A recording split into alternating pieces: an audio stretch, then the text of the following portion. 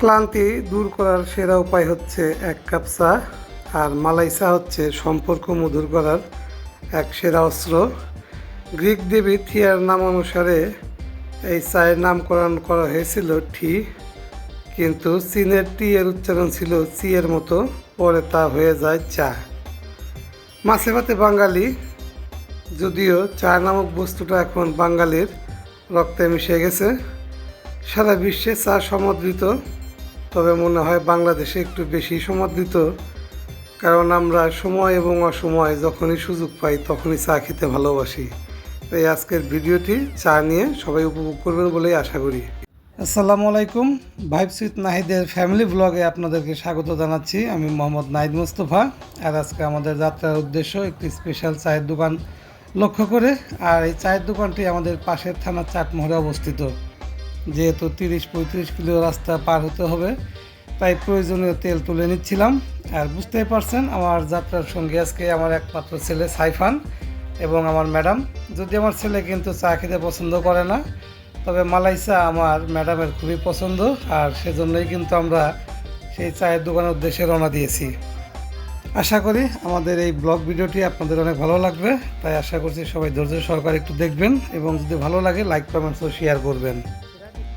আগেই বলেছি, আশেপাশের কয়েক থানার ভিতরে কিন্তু এই চায়ের দোকানটি অনেক সুখ্যাতি অর্জন করেছে। এর আগেও বেশ কয়েকবার গিয়েছি, তাই আবারও রওনা দিয়েছি।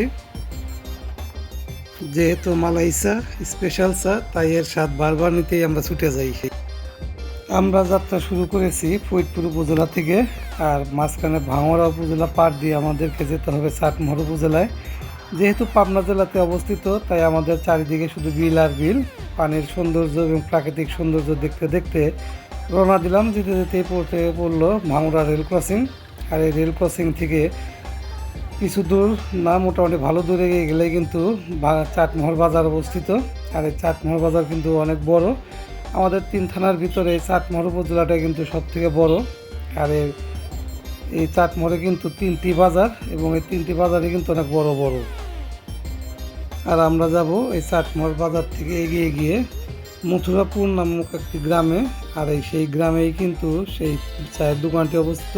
মেইন রোড থেকে হাতের ডান দিকে যে চিকন রাস্তাটা চলে গিয়েছে, এই রাস্তা ধরে কিছু দূর এগিয়ে গেলেই পড়বে সে মথুরাপুর গ্রাম। আর এই গ্রামেই কিন্তু সেই বিখ্যাত চায়ের দোকানটি অবস্থিত। কেউ কিন্তু বুঝতেই পারবে না এরকম একটি জায়গায় এত সুন্দর একটি চায়ের দোকান অবস্থিত।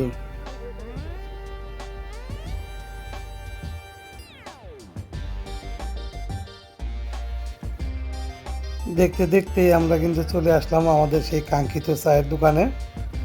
দেখতেই পাচ্ছেন, একদম গ্রামের ভিতরে সুন্দর একটি প্রাকৃতিক পরিবেশের মাঝখানে কিন্তু এই চায়ের দোকানটি অবস্থিত।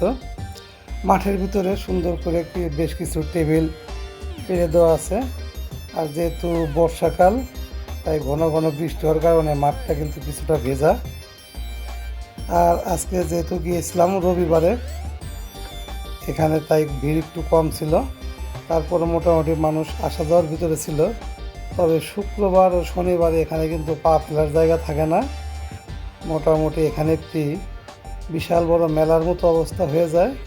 আর সহজে কিন্তু চা পাওয়া যায় না সে সময়, কারণ প্রচণ্ড চাপের কারণে চা পেতে কিন্তু দীর্ঘক্ষণ সময় লাগে। আর এই হচ্ছে স্পেশাল মালাই চা, দেখতেই পাচ্ছেন মালাই দিয়ে দিল ভিতরে। আর উনি কিন্তু অনেক যত্ন সহকারে চাটি বানাচ্ছেন। আর সবচেয়ে বড় কথা কি, কোনো কিছু করতে গেলে যদি যত্ন থাকে বা ভালোবাসা থাকে, সে জিনিস কিন্তু ভালো হতে বাধ্য। আর যেহেতু অনেক বিখ্যাত চায়ের দোকান, এমনি এমনি কিন্তু হয়নি, হয়তো ওনার যত্ন এবং ভালোবাসার কারণেই এই জিনিসটি কিন্তু আশেপাশে সবগুলো থানাতেই নাম অর্জন করতে পেরেছে। দেখতেই পাচ্ছেন উপরে একটু কফি দিয়ে দিচ্ছে, তারপরে গুঁড়ো দুধ দেওয়ার পরে হয়তো উনি উপরে দেবেন একটু হরলিক্স মিশিয়ে দিবেন। হরলিক্সের উপর দিয়ে কিন্তু আবার একটু চা দিয়ে দিবেন, এবং তার উপর হালকা একটু চিনি মিশিয়ে দিবেন। এভাবেই কিন্তু উনি তৈরি করেন তার এই বিখ্যাত চা। যদিও মালাই চা এখন সারা বাংলাদেশে সবখানেই পাওয়া যায়, আর এটা হচ্ছে আমাদের এলাকার বিখ্যাত। আমরা যখনই সময় পাই তখনই কিন্তু খেতে চাই, কারণ এই চাটা খেতে কিন্তু খুবই ভালো লাগে। যদিও এত চিনিযুক্ত চা খেতে হয় না, তারপরও মাঝে মধ্যে কিন্তু একটু খাওয়াই যায়। আর এই চায়ের সাথে কিন্তু পোড়া রুটি খেতে কিন্তু খুবই ভালো লাগে। ওনাদেরকে বললে ওনারা কিন্তু যে পাউরুটিটা আছে হালকা একটু আগুনে সেঁকে দিয়ে দেন। ওই আগুনে শেখা পাউরুটি দিয়ে এই চাটা খেতে কিন্তু খুবই দারুণ লাগে। যেহেতু রবিবারে গিয়েছিলাম তাই চা পেতে আমাদের খুব বেশি অপেক্ষা করতে হয়নি। অল্প কিছুক্ষণের ভিতরেই আমরা আমাদের সেই কাঙ্ক্ষিত মালাই চা পেয়ে গেলাম। আর সাথে পেয়েছিলাম সেই আগুনে শেখা পাউরুটি। আর আমার ছেলে কিন্তু যেহেতু চা খায় না তাই ওর জন্য হরলিক্স দিয়ে দুধ অর্ডার করা হয়েছিল, কারণ আমার ছেলে আবার দুধ খেতে খুবই পছন্দ করে। দেখুন একবার, যে কারণে কিন্তু নেশা ধরে যাবে এই চা দেখলেই। আর একবার খেলে এই চায়ের প্রেমে পড়তে কিন্তু বাধ্য। আমার ছেলে কিন্তু ব্লগিং করতে কিন্তু খুব ভালোবাসে। সে কিন্তু সুযোগ পেলেই মোবাইল নিয়ে হাই গাইজ বলতে খুবই পছন্দ করে। দেখুন একবার মালাইয়ের উপরে কফি এবং হরলিক্সের সংমিশ্রণে কি দারুণ একটি মোহনীয় রূপ ফুটে উঠেছে, যে কারো কিন্তু নেশা ধরবে। ভাই আপনি তো মোটামুটি বিখ্যাত এলাকায়, আশেপাশে কয়েক থানার ভিতরে, আপনার ব্যবসাটা কত বছর ধরে করতেছেন ওই জায়গায়? আপনার জন্মের আগে মানে আপনার পূর্বপুরুষ থেকে চলতেছে এটা, আপনি শুরু করছেন। তারপরে আপনার হাতে কতদিন ধরে আছে? আমার 1.5 যুগ চলে প্রায়। 1.5 যুগ মানে 18 বছর। ওরে বাবা, কত মন দুধ লাগে আপনার তা প্রতিদিনের জায়গায়? আমার 120 লিটার। 120 মানে 3 মন দুধ লাগে? আপনার পার্টে 3 মণ লাগে। 3 মন লাগে। আর শুক্রবারে আরেকটু বাড়ে। মানে শুক্র শনিবারে বেশি লাগে। শনিবারে আপনার তো এগুলোতে চিপটা বেশি। হ্যাঁ আচ্ছা ঠিক আছে, ধন্যবাদ ভাই। আর আপনার নামটা ভাই? আমার নাম সুমন পারভেজ। সুমন পারভেজ, ধন্যবাদ ভাই। 3 মণ দুধ লাগে প্রতিদিন। শুক্র শনিবারে কিন্তু 4 মণের মতো দুধ লাগে। তাহলে বুঝতেই পারছেন কতটা আশেপাশের এলাকা দিয়ে এটি বিখ্যাত হয়ে গেছে, যে কারণে কিন্তু এত দুধ লাগে। আশেপাশে যারা আছেন অবশ্যই চেক করে দেখবেন এই বিখ্যাত চা। আশা করি সবার ভালো লাগবে।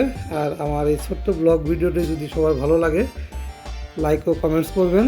যদি কোনো উপদেশ থাকে অবশ্যই কমেন্টস করে জানাবেন, কারণ আপনাদের উপদেশ নিয়ে সামনে এগিয়ে যেতে চাই। আর যদি সম্ভব হয় আমার এই চ্যানেলটিকে সাবস্ক্রাইব করে দিবেন, কারণ আপনাদের একটি সাবস্ক্রাইব আমার সামনে চলার অনুপ্রেরণা হিসেবে কাজ করবে। সবাইকে ধন্যবাদ জানিয়ে আজকের মতো এখানেই বিদায় নিচ্ছি। আল্লাহ হাফেজ।